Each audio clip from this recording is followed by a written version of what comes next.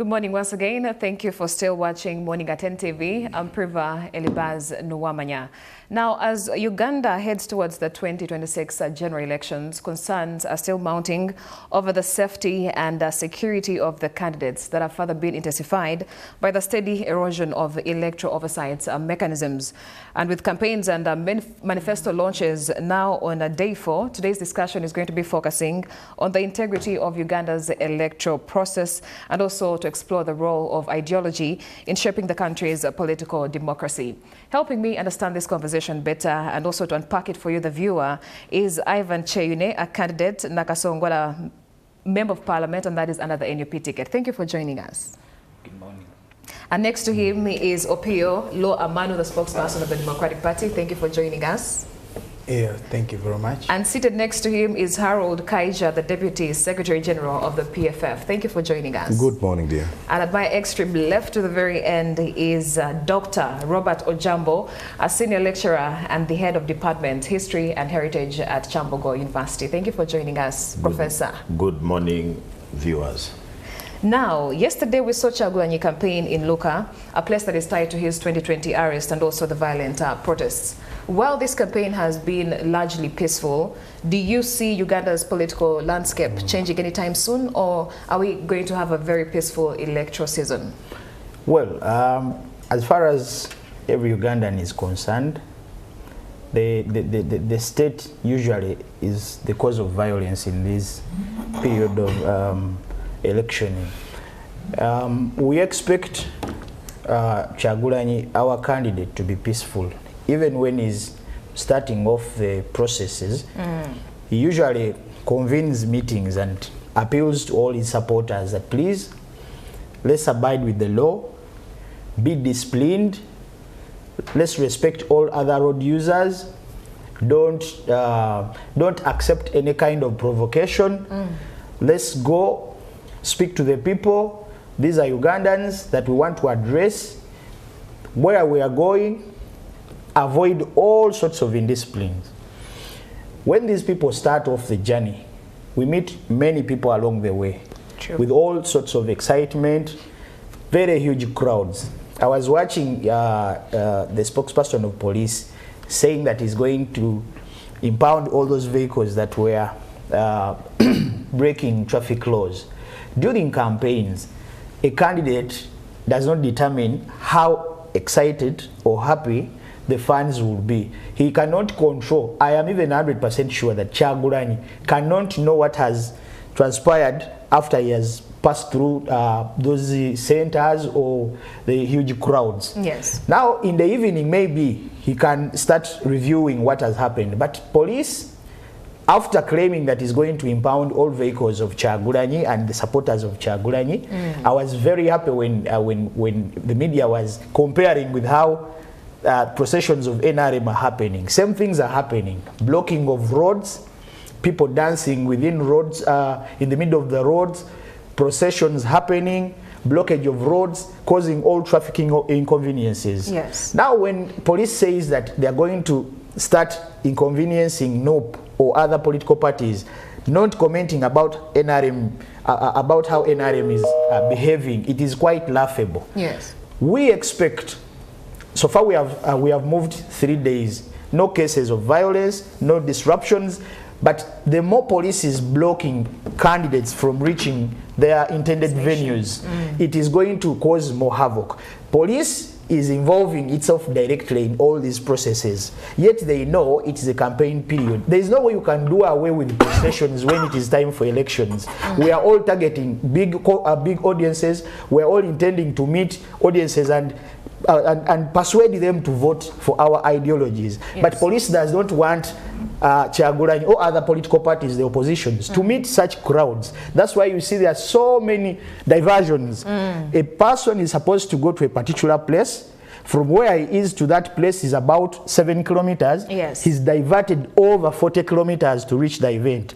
Severally, like around, was it on Monday when Kyeyune was going to Jinja, he nearly missed speaking to the crowd. He reached late, yet electoral commission laws say we're not supposed to campaign after 6 o'clock. So police is always delaying our candidate so that he does not reach that venue in time, and he could have enough time to speak to the audience. Okay, we're going to put a pause on that conversation. I'll definitely be picking Mr. Amanu's remarks as we return, but let's shortly link to David Ija, who is in Jinja, to give us an update on the National Unity Platform presidential trail. Good morning, David Ija. Good morning to you, Priva. I'm here in Jinja where Bobby is camping, but for the past 3 days, presidential candidate Robert Kyagulanyi has been on an intensive campaign trail across the Busoga sub-region, covering so far 5 districts where he's moved, and his message has been or remained consistent, largely drawing from key pillars of his 11-page manifesto, with a particular emphasis on 3 main priorities. At the heart of his campaign has been manifesto priority number 2, where he pledges to tackle corruption and eliminate wasteful government spending. Kyagulanyi has reiterated his commitment to downsizing both the executive and legislative arms of government, not only in terms of structure, but also by significantly cutting down their salaries. This anti-corruption stance was a central theme during the launch of his manifesto on Monday, and it continues to define much of his campaign messaging. Priva, another focal point has been manifesto priority number 4, which seeks to guarantee equal access to public service. On the campaign trail throughout, Kyagulanyi has passionately addressed issues around clean water, healthcare, education, energy, and the poor state of public infrastructure. He has particularly criticized the poor road network in Busoga and lamented the region's lost industrial potential, once a thriving sugarcane growing hub. Of course, in addition, manifesto priority number 6 has featured prominently in his speeches, and this one is the priority centers on introducing a national public school feeding program aimed at transforming agriculture, ensuring food security, improving educational outcomes, and fostering a healthy, or rather healthier, population. These are some of the key priorities Kyagulanyi has been extending now as he extends his campaign today to Bugweri and Namutumba. Still within Busoga sub-region, Kyagulanyi appears determined to keep his focus on issues that resonate with the local population, issues to do with transparency in governance, equitable service delivery, and sustainable socio-economic development. These are some of the updates that Kyagulanyi has been fronting from his 11-key manifesto. Today, we wait to hear what he has for the people of Bugweri, his supporters in Bugweri, and his supporters in Namutumba. He will be setting off together with his supporters at around 9 a.m. That's the schedule I have, and of course, maybe just to remind you, his movements have been characterized by a lot of police diversions, where he's not been allowed to use the main highways, but rather he's diverted to feeder roads, and these have come with long hours of movements for him to get to his campaign trail. But also, most importantly, he has kept on cautioning his supporters on proper road usage. Of course, this comes amid a police report on Tuesday, where they released a report that 5 of his supporters were severely injured and are nursing wounds at St. Francis Nagalama Hospital following accidents that were witnessed along Kyeyune Road. These accidents, I witnessed some of them with my own eyes, and of course, he has always urged his supporters not to take chances from police. So, Priva, these are some of the updates I have for you. I'll return here at 1 p.m. or any other time designated to give you more and more updates on what the campaign trail of Robert Kyagulanyi looks like. But also, most importantly, we'll have the details of this story on our subsequent bulletins, NTV, Akawungezi, NTV Tonight, and our sister station, Spark Agafeyo. Thank you so much, back to you David in Ija. studio, Priva. He's with the National Unity Platform presidential team as they canvass for votes across the country. Like you heard, he's going to be bringing you all the latest updates. Now we continue with our conversation. Mr. Amanu, do you foresee a very peaceful electoral period for the next less than 3 months that are left? Well, first of all, before I address that, I think we should look at the foundation on which our body politic is seated on at present. you realize that there are lots of sentiments. People are very, very annoyed. And this annoyance is on both sides, both ends, both in government and in the opposition. And I think largely this is because some people or some officials in government have really not been fair to this country. When I talk of government, I mean those in political positions, those in appointed positions, and those that are manning security forces. I think some of them have not been fair to this country. And when they do such acts that can be construed as impunity on Ugandans, they develop that anger within them. And that anger, when it is actually focused towards those in government, then those in government also retaliate, because for them they have the power, they have the guns, they have not the resources necessarily, but they have the guns, they have the coercive forms of paraphernalia they can use to attack. I think that's what's happening basically. As such, I don't really see a peaceful, this is my honest opinion, I don't see a peaceful election anchored on fairness, if I should say that. But I think it is a bigger problem which cannot be addressed within this short time that we have. Mr. Harold. We only have 3 months. I don't think we can address this anger of Uganda. That's why some of us do believe that through a conversation we can really have a better country where everybody his view is recognized and appreciated in equal measure. Okay, so I'm sure we probably heard of the phrase NUP wave when it came to the 2021 general elections that last happened. Do you believe that people vote based on ideology, or is it simply an excitement? Thank you so much. Not even just a belief. As I told you before we started, in Uganda, a few people are ideologically oriented, few people, because even of the setup of the political parties in Uganda. Today, party tells you it has a membership of 1 million members. That never happens in the world. The Conservative Party of the UK has 250,000 membership in a country of 60 million people. The Labour Party, the guys that are now in charge of government in the UK, have a membership of 50,000. Because to become a member, you apply. If you've been in Rotary, when you go to Rotary, you become a guest for even up to 2 years, as they orient you. A person does not automatically become a member. So here, we call our voters members. Yet the majority of the people must not belong to any political party. They must be selfish, having their issues listed.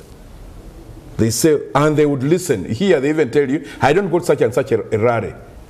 An ordinary citizen must attend all rallies, listen to NRM, NOB, and all the rest. And then you choose who fits your bill. But today they tell you, no, you are this, you are this. And then eventually, actually, you fail to vote the person who actually has your deal. That's why you see in countries like the US, who are those big democracies, like in the last election in the UK, people swept the Conservative Party. They lost 235 seats. Why? The issue, because you see, with ideology, ideology defines how you're going to run a government. Now today, when you look at members of different political parties, and you start about even the next of political parties, say, write what your party stands for. If you collect all the kits, you'll find they are different people. So in that way, Ugandans cannot vote on ideology. They vote on, like the way you had somebody saying, see, in this region we have so-and-so, the other region they have so-and-so, the other region have so-and-so. So you appeal on the emotions that somebody is asking you, what is your clan, what is your tribe, you are my OBA, those little things which do not matter on the question of the day. Yes. Because a person asking to become CEO of a country, a person asking to become MP, you must be talking about the office of those party officers. Define the officers and show your competences in as far as that office is concerned. But even against that, there has been a design by the current regime to make sure that our people are like that. I think when he went to school, there might have been civic education. When I was at school, we had political education, teaching you how government operates, the responsibility of So that was civic education. When I was speaking to Dr. Sarah Birete, immediate after the 2021 elections, she applied to the EC to engage in civic education around the country. Up to today, the nearest she got a reply was about the beginning of this year, when it was ISO, not EC calling her. What do you want to do in that kind of civic education? Because civic education empowers the citizen. Empowers the citizen. Yes, yes. To be able, because the citizen is the boss in this election, is the HR, yes. is the CEO who sit, and then we who are contesting, like for me who's contesting Nansen as MP, I stand before the citizen, tell you my bosses, Harold Kaija studied, has 4 degrees and a diploma. Harold Kaija has this experience in politics. Harold Kaija can tackle these issues. And then my other colleagues do what? Come and say, this is the best. But now they tell, no, like today, what you do, bring booze, give out money, give them sing, and even everybody is becoming like dance for them. Those are the issues. So at the end of the day, the person who excites them most is who they vote. But that has been designed by the regime. If it wasn't so, would actually, many people would have been in politics. That was ask, what are you doing in politics? Like for me at my office, I really annoy very many people. Somebody comes and they look at you, said, yes, you can win, but you can't do the job. About 3 people, I told them they won, went to parliament. After they said, I think you are right. I told them, no, you can win, but to legislate, 0. It's a different yes, game altogether. That's where we are. Yes, well, I'm going to kindly interject there and bring Dr. Ojapo into the conversation. Have Ugandans held the NRM accountable for its past promises? Or does the 2026 election show how well the party has mastered the art of hide and seek when it comes to politics in Uganda? Thank you, Priva. I just want to pick up from my colleague Kaija. That would only be possible if the Ugandans knew what is happening. In fact, many Ugandans, when you talk to them, they ask you, why are you going for election? What's wrong with Museveni? This Museveni is still having his thing. Why don't you just leave him until when he dies? So it shows that people do not know the process that they are going through. Number one, you would have such questions if people were informed. Going into an election, there are 8 candidates. I want to look at them like these oligopoly farms which sell fuel. They are selling the same product. Fuel, you want petrol, you want gas, you want kerosene, and so on. And they sell the same things. But it is the branding that makes them different. You find this one is called that, and the other one is called this, but they are the same people. But when you reach there, if you are a buyer, you get to see certain things that are done in petrol station X and petrol station Y. Then you choose and say, I want to be buying fuel here. Not because the fuel is going to be different, but because of the services that you're given. The packaging. So the NRM should be like that product. which we want to buy, or the FDC, or the PPF, PFF, or NOP, but they are selling the same thing. If you look at these manifestos, it is just, they are just changing words. This one is talking about this one is talking about the other, but in reality, they are talking about service delivery. Now, the Ugandans don't know even who should provide what. I normally have a problem with the duties of an MP. People ask from MP a road. They ask from an MP school fees. They ask from an MP drugs, and so they say you give us. They don't ask what have you done about road network? What have you done about the health? So the NRM has really enjoyed that ignorance. And the president comes as a provider. He's the one giving, and people believe that he's helping them. Like now, he doesn't say that he's running a government program in PDM. He says, I'm giving you money, me. And yet this is a government program which is financed by the citizens themselves. So they don't know that he's just a distributor of money. It's just like in a wedding where you contribute money, they buy food, then they are going to prepare for you that food and give you on a plate. It is not their food, it is your food. So me, I think in Uganda, the first thing that we need to start with, in schools, in churches, in community, we need to educate the people. But that is not allowed because the duty is supposed to be done by the Uganda Human Rights Commission and the Electoral Commission. Now, for me, I am advocating, in fact, I want to write a whole project on this, that we do a citizen civic education so that the citizens do it themselves.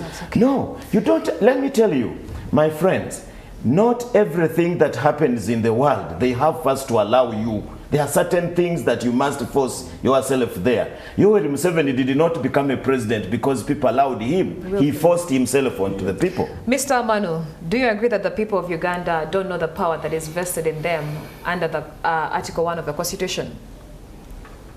Well, I want to believe that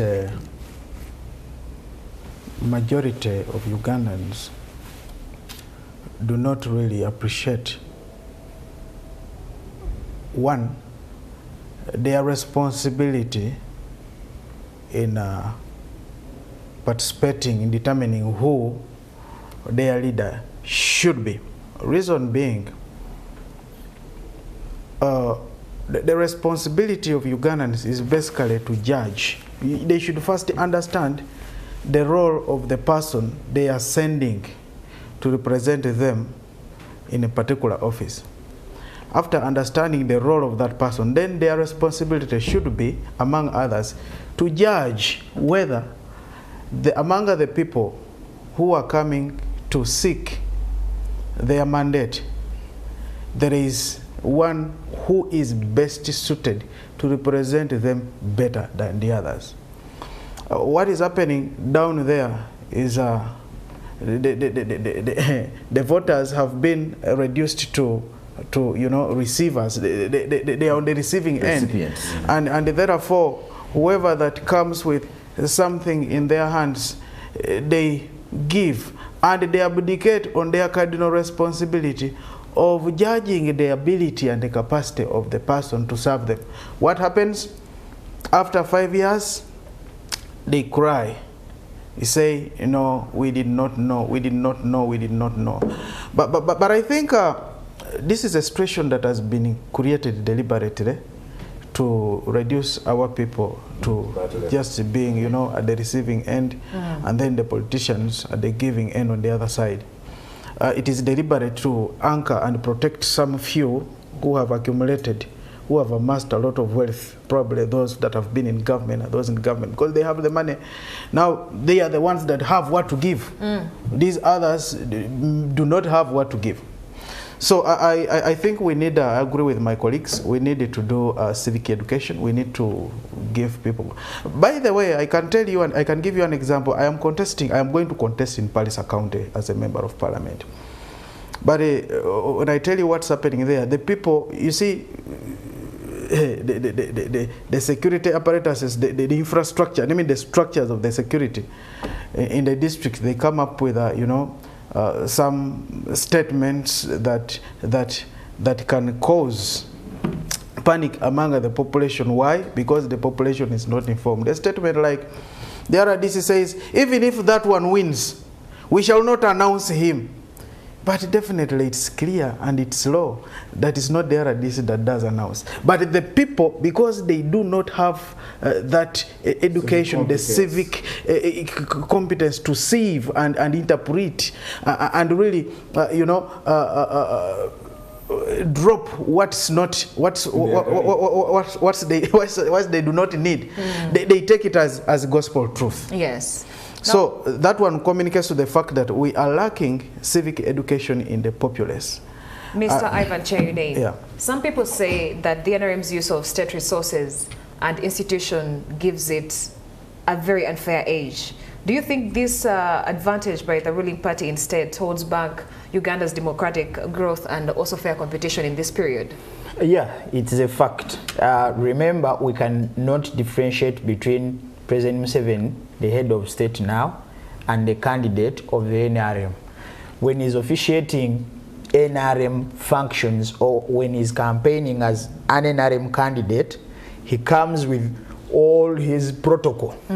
He uses money that comes from the treasury.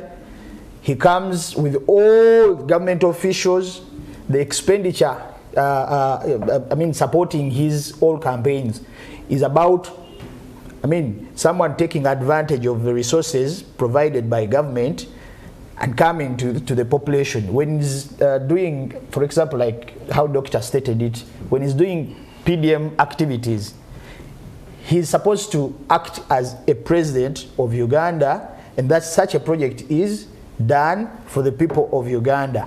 But every project is now kakundi as an NRM project.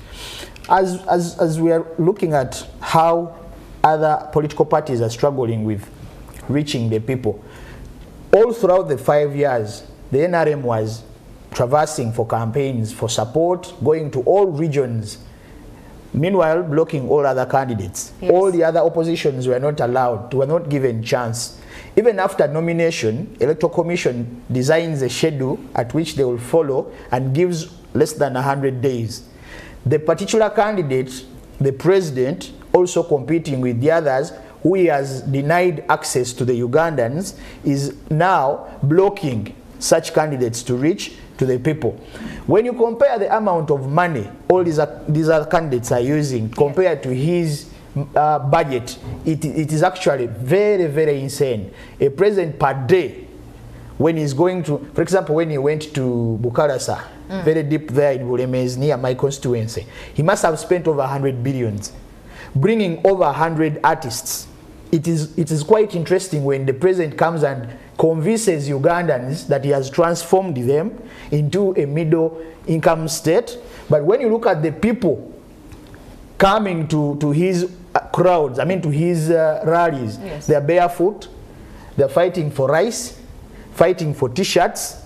The statement at which he's telling Ugandans and the picture of the people coming to listen to him is completely different. It is quite annoying looking at government officials seated in a huge tent, cushioned chairs, AC, red carpets, and then these others, the would-be bosses, coming from deep in dusty roads, struggling for water, struggling for health care, coming on lorries, coming to listen to someone who has defrauded all Ugandans in the last 40 years. When you look at how people have not actually understood the role of politicians coming only to receive rice, receive t-shirts, then 5,000 and going back home. After then, you go and face the same problems. You're going to use the same bad road. You're going to face the same poverty that you have lived in. You're going to face the same cases at hospitals. Your children are not going to school. You are facing land issues But when a president comes and calls all of you, you go to receive T-shirts. Ugandans are very, very, I mean, I cannot even explain the state at which these people take advantage, manipulate Ugandans, manipulating populations. The next 5 years, he comes and lies Ugandans. I just have So some just- information. yes. I just have some information. You see, as these Ugandans are now flogging these rallies, most of their children are not studying. The teachers have been on strike for now a month, especially the ones teaching arts and humanities. Yes. They are not studying. But you don't see anybody putting up the hand and asking, excuse me, our children are not studying. What education are you talking about? The modern they are design, just dancing the around modern there. design, you see, when we were kids, I used to be a Democrat. When somebody was moving, there was that slot where they would allow people to ask. Even a counselor does not take questions. So somebody comes with a tape in the head, prepared, he speaks and goes. But when a journalist asked a question to a president, the prime minister started threatening him to arrest him. Because I'm trying to get, this is now a design, come and speak and go. Speak and go. So what we're talking about, people being on the receiving ends. You know, it's funny. Like I had the discussion between Abu and Mr. Amriat. They're not talking about policy issues. When I go to your reception, I picked the East African, and on the front page, they're talking about the H-1B visas. I had seen that about 10 days ago, and then I didn't see it anywhere in our papers, where an expatriate, if like a professional as a journalist, CNN wants to hire you, they must pay $100,000 US. Yes. Here, so longer, it's not an issue. It's not an issue. The issue of the key of our girls being in the Middle East is not an issue. So I was following the election in Malawi. They were talking about corruption. They were talking about inflation, cost of living, unemployment. But now here in the jungle where we are still talking about abductions, yes, human rights, nepotism. Seriously, if you're a leader and the people are pointing a finger to you, that you practice nepotism, it's about your kids, about your children, yes, then we're not into politics. So we are not yet there. So there's a serious problem in this country. Now people have been asked, how did you see yesterday? Why were you fighting with the police? And those are seriously? Because if you pick a presidential candidate, even if it's 1 minute, being prime time on NTV, you must be speaking about the issues that speak to the people. But now everybody is on emotions. Now NRM will be saying, you see, they behave badly. Now you're even asking, are you sure it will be peaceful? Yes. We are in an election. And people are talking about being peaceful or not being peaceful. We're talking about violence. That shouldn't be the issues. The issue would be, now we should be talking about how is Museveni going? Yes. The transition. How are we managing our economy?